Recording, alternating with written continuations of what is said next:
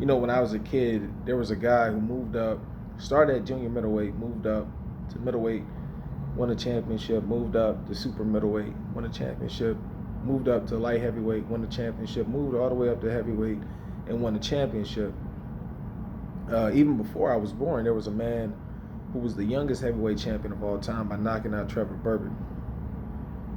The first man I'm talking about is Roy Jones, and the second man I'm talking about is Mike Tyson. Now, Roy Jones is my favorite fighter of all time, particularly when I was a kid coming up.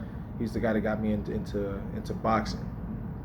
And when I think of pound for pound, I always picture Roy Jones, just simply because of the fact that when I first heard the term pound for pound, he was the reigning pound for pound champion during that time. So I always thought of him. And then eventually we go to like Bernard, and then we go to like Floyd for a period of time. Winky Wright was in the discussion at the same time.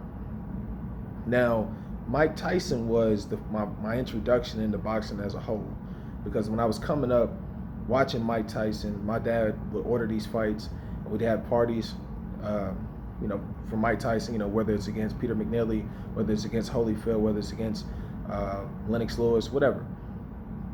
Now, when Roy Jones beat John Ruiz, there was talks then in 2003 that Mike Tyson and Roy Jones could fight, and I was super excited even to hear about it, just of the possibility of seeing my favorite fighter go up against one of my other favorite fighters. And so obviously we know that never happened. But now, to be in this case right now, to see Roy Jones, Mike Tyson, and I think Roy is like 54 or 51 or something like that, and Mike's 54, and so it's interesting right now. Obviously it's going to be exhibition, but two of the greatest fighters of all time are going to go head to head. Obviously nowhere near their prime, but Mike's been looking like a monster lately, of course.